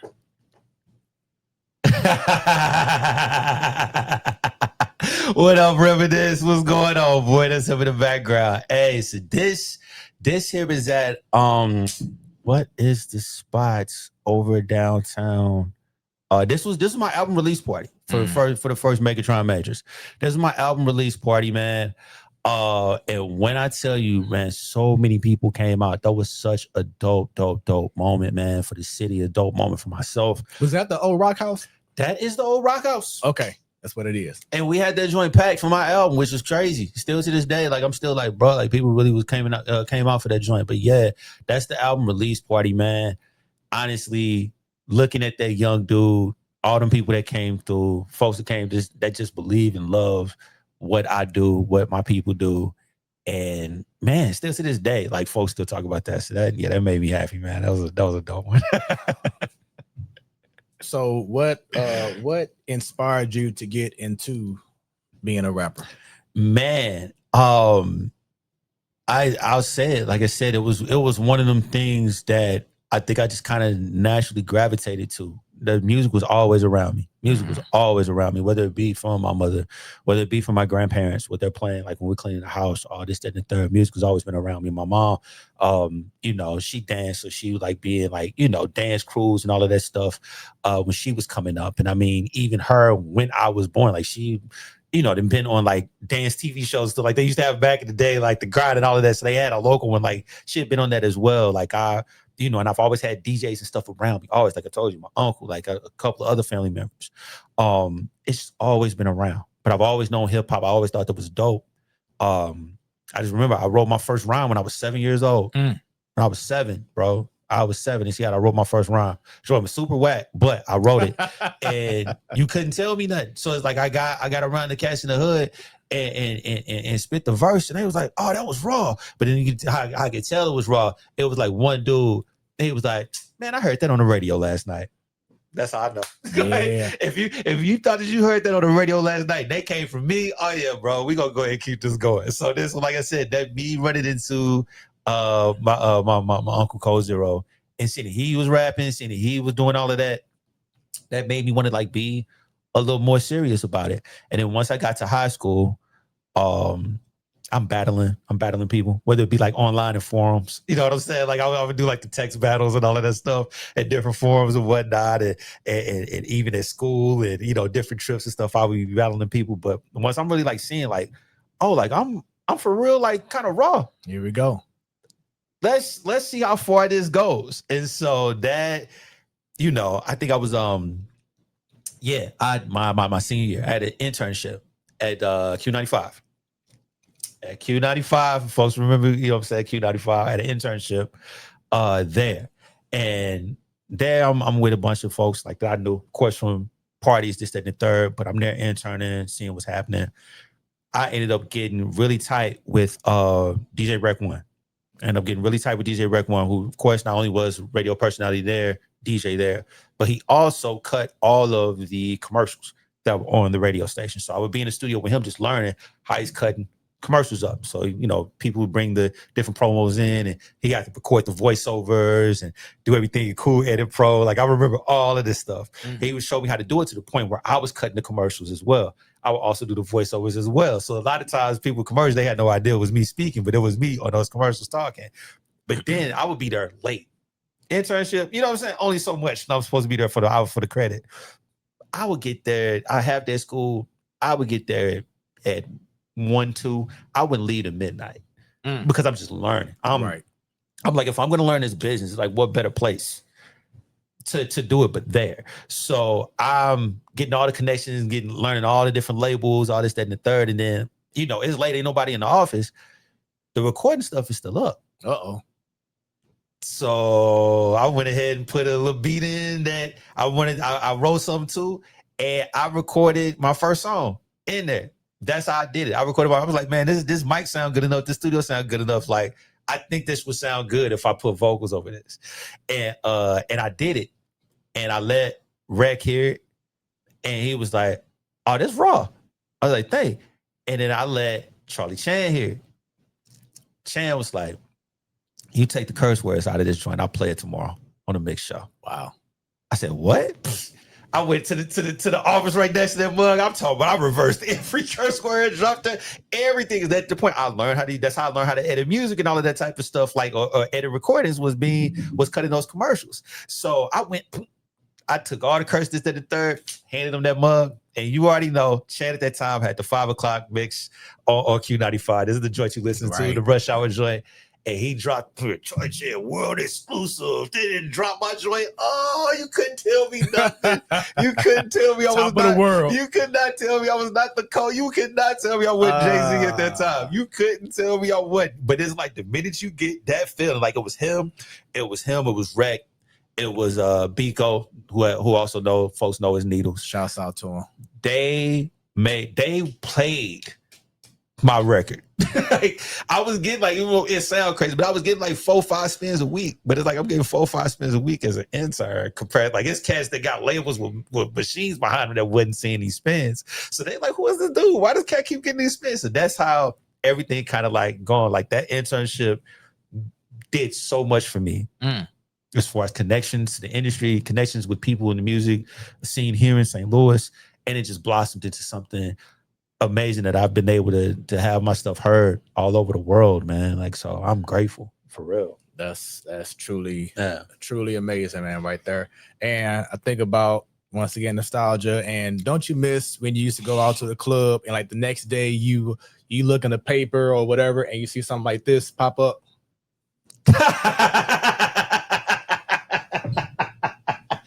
Oh, boy, that's St. Louis American. Let me tell you something. Yes. Yo, you was not lit. You was not lit. Shout out to my cousin Rashad. He your cousin for real? That's cousin, man. Wow. You a bit, that's what St. Louis. Yeah. St. Louis, bro. Yeah. Small. Listen, so check, man. Listen, St. Louis American. If you was not lit, like you had to be lit to be in that mode where they take that photo. And then you go and get that joint on Thursday to see, get to the living section and go ahead and see like who was there, what was popping. Hey man, listen, your boy done been in print a few times just for being him. Yep, I was in there a couple of times too. I'm saying, so you know the, you know what I'm saying? You know what it was like. Oh, that was lit. Oh, they was there. Oh, okay, go up in that joint next week. Yes, come see your boy next week. Yes, at XO. You know what? So XO, is that the one that's like where the red flag is now? Yeah. That's okay. That's the name of the spot. I'll call it. Okay. Yeah, where Red Flag is now. That I would probably say of all of them, that was probably one of my favorite clubs, no question. That was like really when we was I would say this, right? The Grown and Sexy time was a weird time in clubbing. It was a very weird time. Fashion wise, it was a weird time. Yes, it was. But it was a great time. We had a good time. But wearing hard bottoms to the club like that, that's just not good on your feet. That's not good, bro. And for me, I used to love wearing white shoes, and I knew I just could not wear white shoes when you had on jeans. Bro, they used to be, hey, like, bro, you can't come in there with those. Like, oh, you know this look good, like clean, bro. Come on, bro. And especially when Air Force Ones came out. Yeah. Listen, and this is where I learned the game, right? And again, like I said, you can kind of speak to, how we used to move. This is when you get in good with security. Yeah. You got to get in good with security. And that's why all of my homies still to this day, bro, they was letting me in the club when I was definitely underage. I'm not going to say I'm not going to lie. I'm not going to count. Can't do nothing about it now. But I was definitely 19. Up in that joint, getting to it just because I looked the part. But yeah, bro, that's the key. And I'm even like telling y'all now, like, Cash, y'all need game this and that. Get in good with security. They gonna always look out for you. That's it. Make sure they straight. You're good. And speaking of Nelly, oh man, the headband, the big headband type activity, the double popped collar. Look at my boy, gotta be Kareem. Look at Isis Jones in the back. Look at that. Look at that, bro, man. Shout out to Gotta Be, man. Out in Vegas, getting to it with him and his family, man, dog. But yeah, this was at the High Point Cafe. Okay. High Point Cafe, which I don't know if you don't know. Listen, High Point Cafe every Monday was where all of the real MCs in St. Louis showed up. If you wasn't that, you don't go there. At the end of the night, it's a big freestyle session. You get up there on stage, you gotta impress the crowd. You gotta spit some crazy bars. You got to impress that crowd. They don't know you. This is your time to shine. You know, you talk about the cats who was running that fence, the Rob Boo, Luke Mon, you know what I'm saying? All of them cats, man, love y'all. But they were getting us up there. Like, and again, this comes from the internship because Finster used to do the High Point Cafe on Q95 on Monday nights for people to call in and rap. You know what I'm saying? So I'll be up there. I got verses. I got something cold to rap. I'm there live. I'm rhyming live on the radio. And then after that, we went to the High Point where the movie theater is. There's a bar that's right next to used to be the cafe. Every Monday, we spit. But that's how I got my bearings. That's how it really happened. So that picture with me and Kareem, that was the first time that they at the High Point Cafe had ever actually started doing shows with different people who have showcased at the High Point. So it was the first time they ever did that. And they gave me the first show. And man, this was my first solo show. Went and got some flyers made, you know what I'm saying? I'm all down the block, passing it out, putting it on cars because I needed people to show up, and people did. And again, it's like doing it on my shoulders really let me know, like, yo, you can do this. Like, you can do this. People are showing up, and people like this stuff. Yeah, you can do it. So yeah, man, that picture, listen, the two collars, my collars, not collars, but collars. Plural. Couldn't tell me nothing, boy. Speaking of Biko forming on his needles. Oh, this man. Look, this that EXO. This is this was Tease. This was Tease. Yeah, if I'm not mistaken, I think I performed a song at that joint, dog. Like, and then again, that joint was 2 levels. So like, you had the bar at the bottom, and you go up the steps is where the dance floor and all of that stuff was. And yo, we used to have St. Louis on fire. I ain't gonna sit here and pump fake with you. It was amazing. It was such a great time. Like, I hate that there aren't a lot of options for people to be out and be social like that any longer in the city. And I know that there's a few that exist, but that. Like, we used to, I ain't gonna lie to you, we used to live for that, G. That was Friday, Saturday, Sunday. Dang near Wednesday to Sunday. That's how it used to be. Like, and you get to meet some cool people where nobody on no BS. Right. You know, and don't get me wrong, it was spaces for that. Like, it was places you could go to for that. But certain pockets, that's what there wasn't even that. So yeah, no, you can definitely see I was rapping myself off, dog. You see that boy, the sideburns with the Lincoln beard. Oh God. Let's keep it going, man. Look at that guy, man. So, look at him, man. You always talked about in regards to you getting into DJing. Yeah. But how has DJing just elevated your career? Bro, it's been beautiful to deal with an experience. Just because I'll say this, right? The way that I DJ isn't like common amongst like people now. Same here. Exactly. However, we can speak to the type of DJs that we listen to coming up. Right. And it's like, it's kind of what they were doing. Like I like to tell people all the time, it's like, okay, I'm from the Midwest. You know what I'm saying? So you're thinking about it. All the different sounds and stuff is coming and meeting here. They're all meeting here. So when I'm DJing, I'm spinning all of that stuff. So folks are like that, like, what made you think of that? What made you think of that? It's like, bro, because when I was in the car when I was a kid and they had the mix show on and Toss and Ted was on and Chaos was on and, you know what I'm saying, Cut was on, this is how they spun. Mm-hmm. They played the new hot stuff. They played that stuff. Forgot about it if it's a cold R&B record. They played that if it's a cold hip hop record. They played that if it's something old. They played that. They played everything. Right. Why would I not play everything? Why do I have to play the stuff that you just heard just heard on the radio that they played 15 times. Why do I have to play that now? Why do I have to do that? You came here, you came to see me, you came to hear some things. We're gonna play some stuff. We're gonna play everything. As long as it's vibey, as long as it's dope for whatever type of scene we're doing, I'm everywhere. There's no putting there's no putting any blocks on me in that space. I'm literally everywhere. I'm gonna make sure it fits the vibe, but don't have any expectations on what you're gonna hear. Just know that it's gonna be dope. And back then we trusted the DJs. We trusted how they got down. So I would say being in that space, doing that, it has elevated it immensely just because people see it as so like it's different. Like it's really different. And to me, it's not. Like it's like I'm just doing my thing, but I'm glad that you think it's different. We gonna keep rocking like this, but this is how I listen to music just in general. Like, you know what I'm saying? If you call any kind of playlist for me, this my mind acts just like this. And that could be attested to ADHD as well, which is totally fine. However, this is how it works for me. You know what I'm saying? So it's what makes me happy. So I've been able to do this, you know, in multiple cities in the US and bring smiles to folks. And that in itself, man, that's been everything for me, man. So yeah. Yeah, that's amazing, man. And I had to ask this because I know you've been in St. Louis, but what made you move to ATL? ATL, man. And I love St. Louis. St. Louis is home. Always that, you know. But it gets to a point where you do have to realize, like, I mean, if you do want more, like, you got to go where more is at.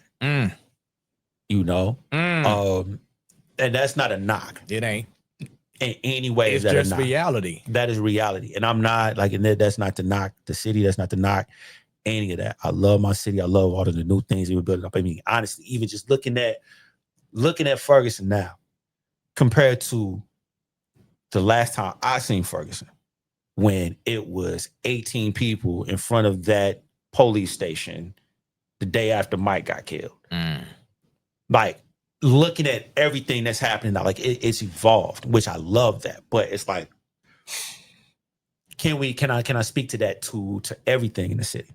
And I know that everybody's doing a lot of work to try to change that, to try to make things better. And I want them to. But the reality of it is that once you hit that ceiling, if there's more that you want, you have to go get more. You have to go get more. You can't stop and be tethered into a space any longer just because it's comfortable. Like, comfort is great. Comfort is awesome. If you're comfortable, this is the place to be. But if you're uncomfortable, if you can't make that comfort here, go get it. Go. I'm watching folks, and there's certain things that they're getting done in certain spaces, and I'm like, man, I want to go do that. Yeah. I want to be able to do these types of events. I want to be able to put on these types of events. If these types of events don't exist where it is that I'm at, go to where it's at. Study. Yes. Study. Learn these things. Then start doing it. You can bring it back. You know? But if you sit back and think about it, and I hate to say it, and I love everybody, but we have so many people in everything entertainment that are from St. Louis, Missouri, and you can't name a single one that made it here. And I'm talking about in history. Right. Up until this point, right? You can't name anybody that's straight up out the mud here, built it here, here. And it's not to say that they haven't tried, because the majority of them I know tried. The majority of them I know built everything here. But you got to go where it's at. Right. You got to go where it's at. So that was the big one for me, is that, okay, I know we're doing this. This is dope. This is great, but I want to do more. I want to do more.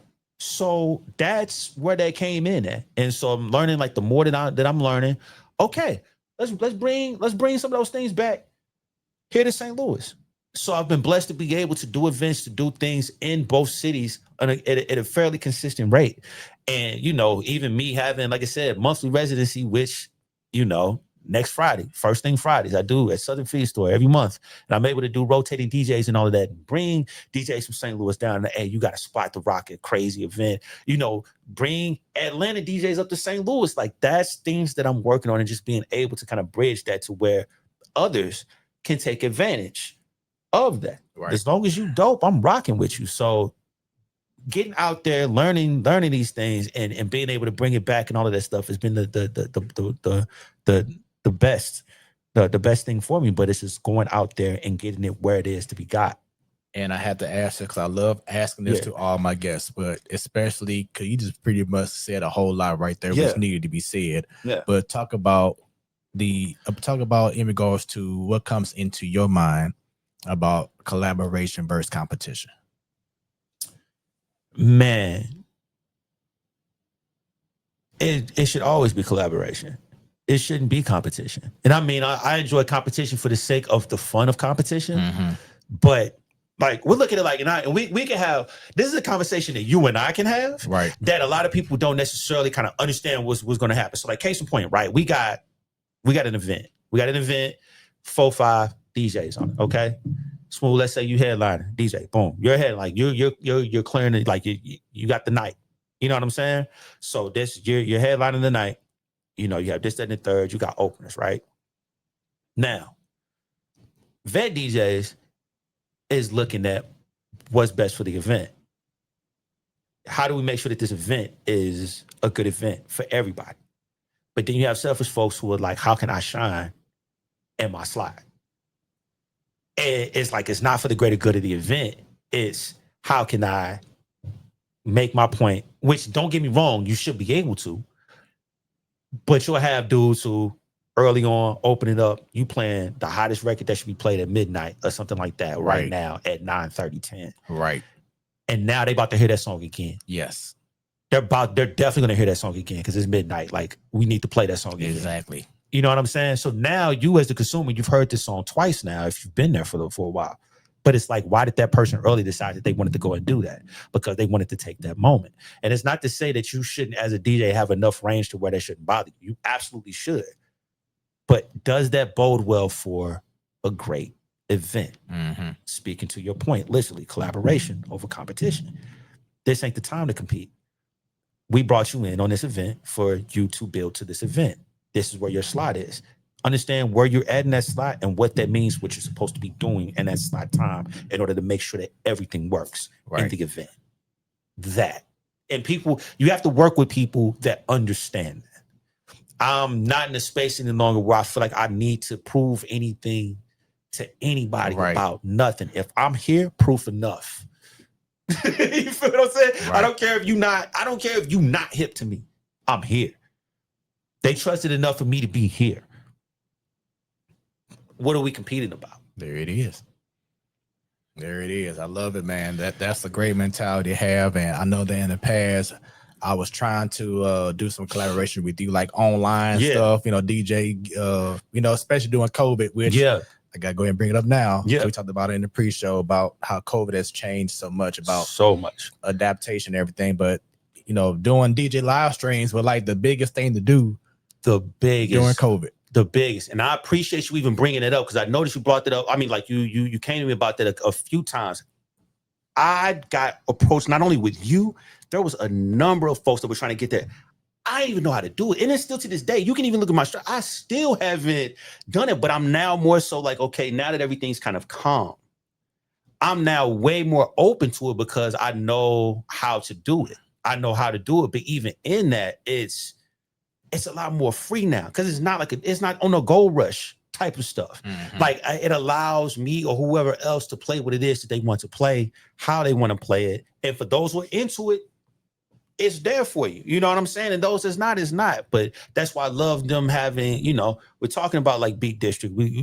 Folks have that outlet to be able to do that. So it's like, I'm glad that it's a lot more calm and relaxed now compared to back then. I think you might even been way more advanced with me as far as how to do collaboration streams with that than I was at that time. Like, I literally It was me on my stream. I know what I'm playing music and hoping that this stuff sound good. Like, hey, bro, like I hear you want to get down with me, but bro, the stuff you looking at right now, I have literally just figured it out. It might look cool, but I promise you, I have no idea what I'm doing. Wow. For real, I have no idea what I'm doing. And it is just to be able to even have it to where now I can say I've been doing this for as long as I've been doing it, and pivot into certain things. So you have like NahLader Radio, which I do, and I'll stream on Twitch. But now we're getting into what's going to be called NahLader Lounge, which I'm going to be kind of doing more on kind of YouTube, having kind of like those recorded sets or whatnot. It's kind of like a selector type of space as well. And again, now knowing what I'm doing now, I'm like, all right, cool. I can do this, show my face, do this stuff. But also I want to bring folks in to kind of add to that vibe and kind of do their thing. Because I'm a lot more confident. I'm a lot more understanding of how it is that it all works now. I mean, sure, I built computers, all of that, like that pandemic, learning. Yeah. Like that was what it was, learning. Like I'm a straight geek when it comes to, I can build computers like it's nobody's business now. Like, so I'm fully aware. So like, if there was something that you wanted to do in the future, by all means, let me know. We can make it happen. So yeah, man, for sure. Man, once again, this has been an amazing conversation. Smooth conversations, but the conversations are always smooth. As we go ahead and wind down, man. I, once again, doing my research. Yeah. And I'm like, man, this man went through a lot of different looks in his life. And I think this one is gonna really be it right here, man. Talk about all these different looks. Oh man, look at that man with all of that damn hair. What is going on? Listen, I was a hairy guy at one point in my life, and like now we're just kind of crazy. People are like, boy, you cut your beard. I was like, yeah, man. People don't understand. It's like, listen, having beards. Oh man, yeah, maintenance is something else. The maintenance of keeping that together is absolutely ridiculous. It was, like I said, it was fun. I enjoyed having hair. I could still grow my hair like that right now. Thank you, God, for allowing me to have decent genetics. But I don't see me getting to that point any longer. My daughter says she does not like me with short hair. She is not a fan of it. She is not a fan. She told me she wanted me to grow my hair back. I had to let her know, baby, I don't know if any woman's gonna be okay with me going through my growing phase again at this age. I don't see one sitting through my short fro age. I don't know if they gonna love me through that. Well, we gonna see. Speaking of your daughter, man, just talk about being a father, man, and the joy of it, and also just being being the Black father nowadays. Man, listen, my kid, man, she is everything. She's everything. She is everything. My daughter, I named my kid. Her name is Cadence. But I've always known that I was gonna have a little girl, and her name was gonna be Cadence. Like in high school, like I knew this. Like I just knew this. And she came. She's here, and she's one of the funniest, most creative, silliest human beings on the planet. She's me, which is like so cool. It's not something that I'm pushing on her or anything like, but she wants to make music, she wants to draw, she wants to do all those things. And so I put the stuff in front and let her be who it is that she wants to be in that. I'm not pushing anything on her. She decides that she wants to do music. That's going to be something that she makes that decision on. And I'm going to push, I'll put into, but everything is art with her. Everything is just creation with her. And that she is that to the letter. I've been blessed to have such a great kid. I don't understand how anybody could see a living person that they created and be like, I don't want to be present right in that. Or someone trying to prevent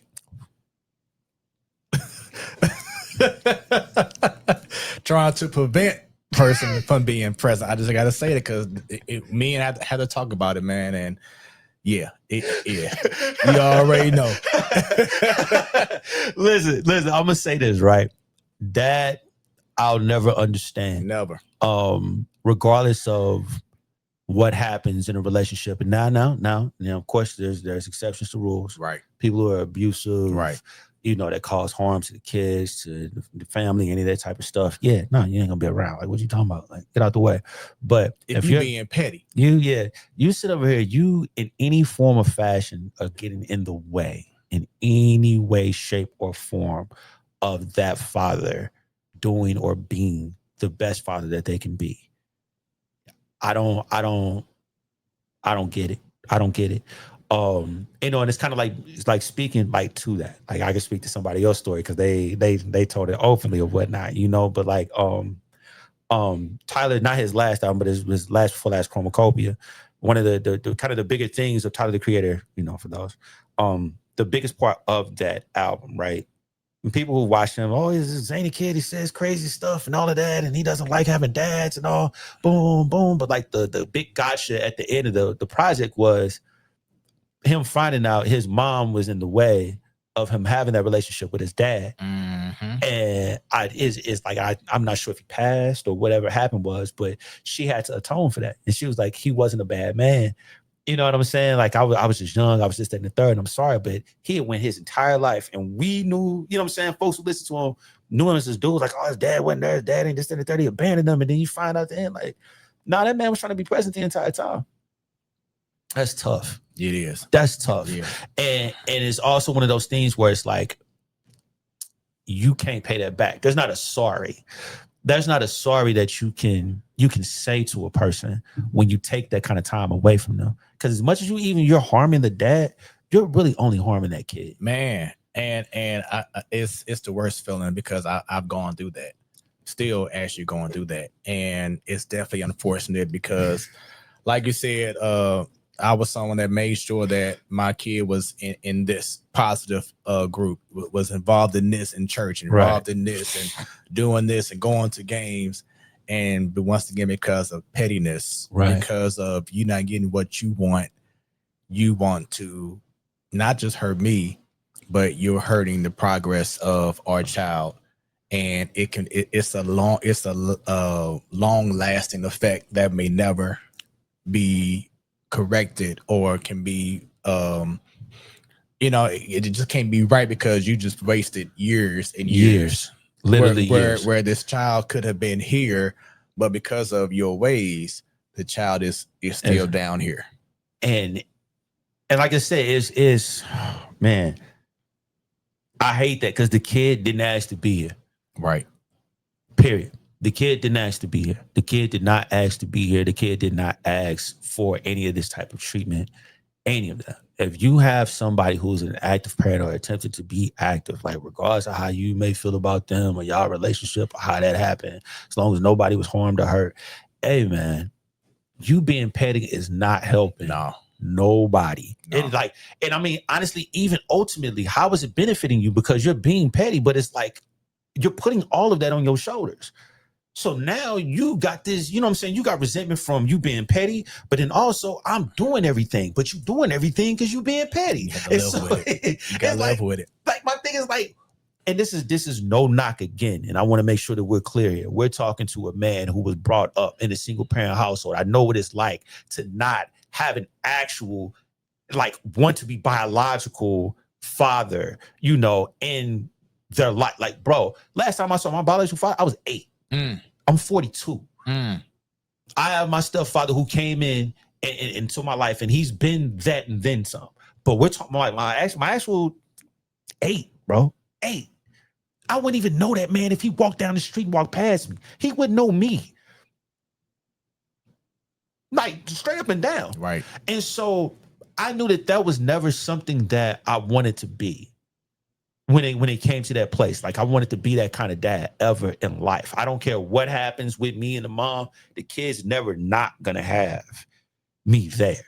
That's never gonna be the case, And so I can speak to what it is that you're saying because I've been through legal proceedings. You know what I'm saying?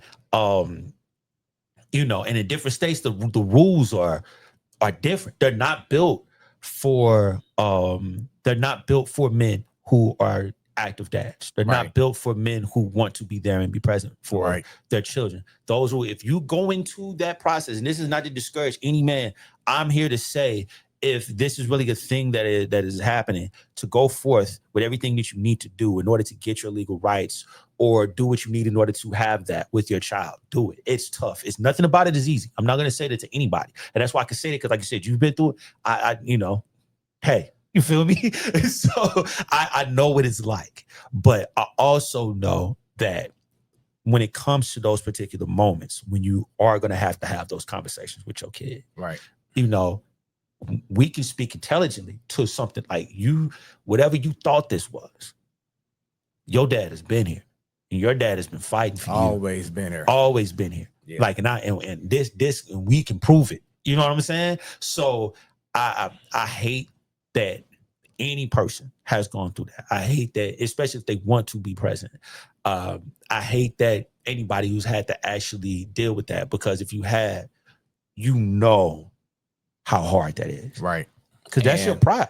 You can just speak to it. Oh, yeah. Something I just wanted to add on to it.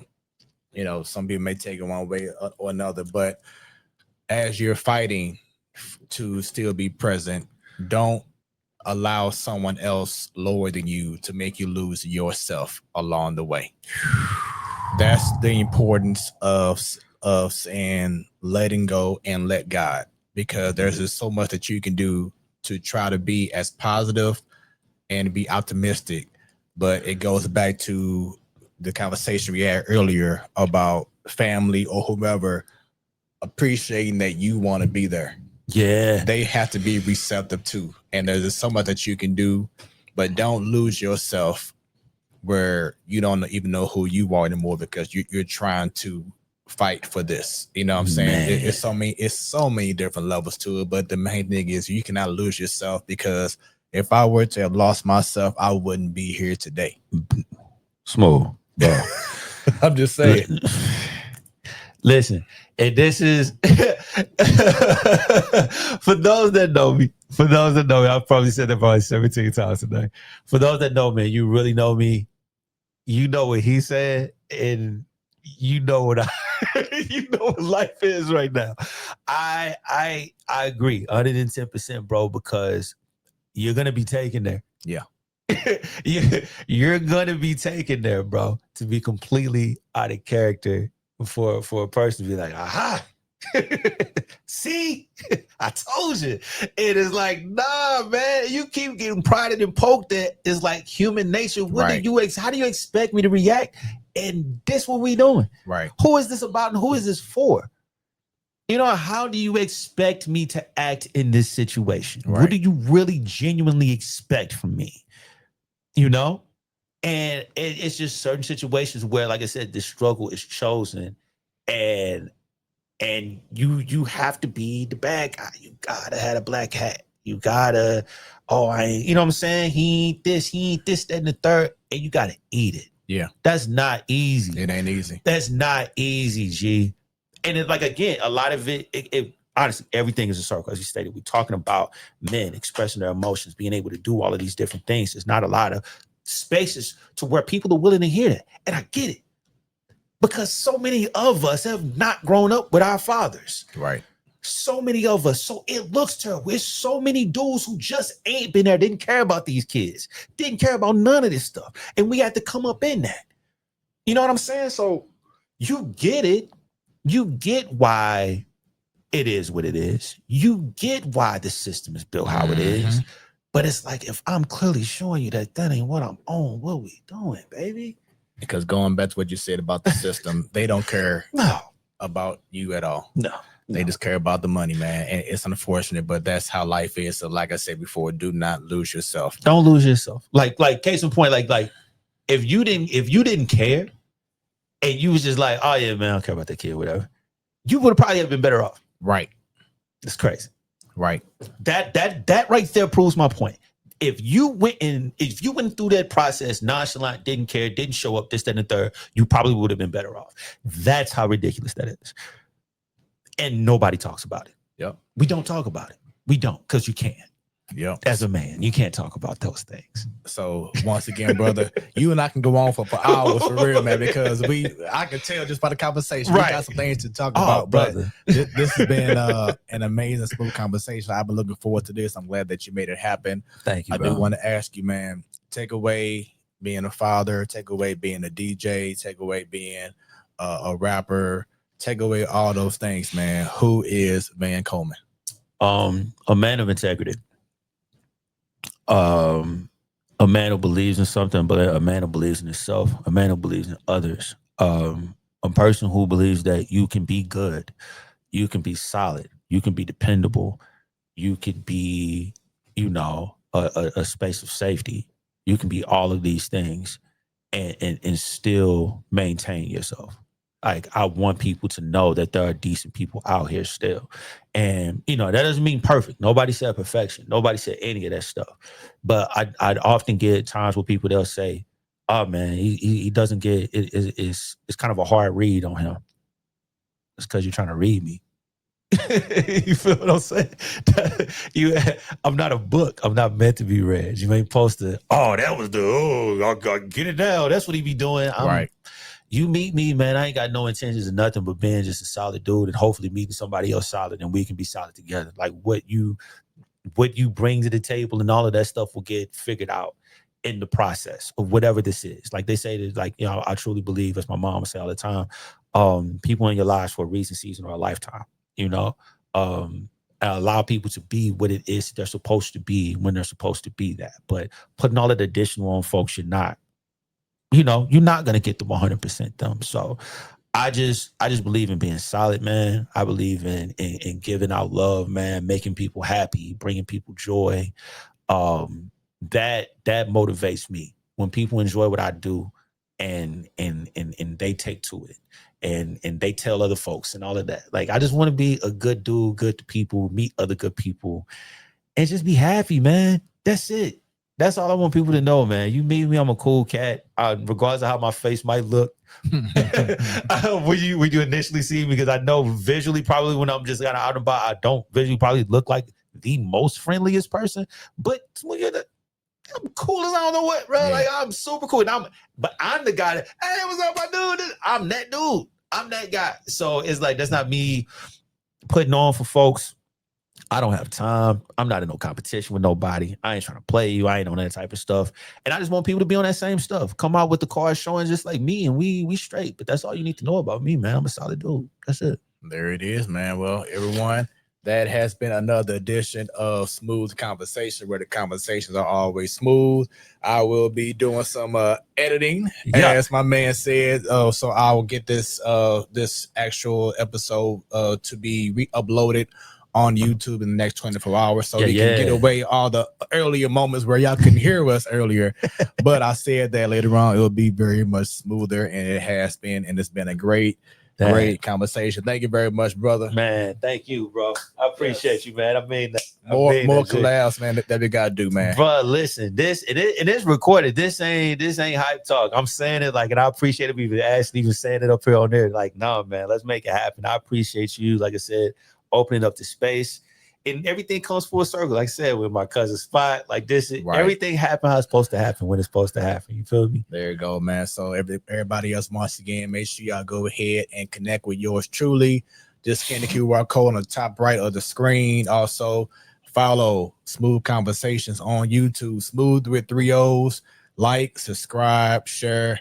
Also, download the KBDR Beat District Radio app right now on Google Play, App Store. Also, check out the website. So many great things that the website has to offer. Doing so many great things, man, for the community.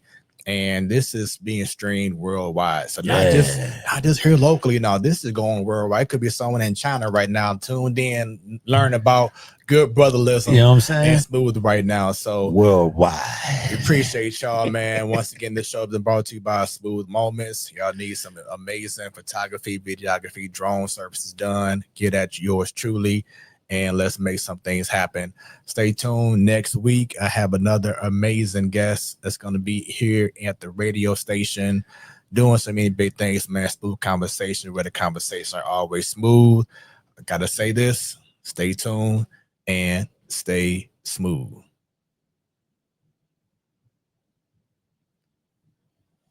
Man.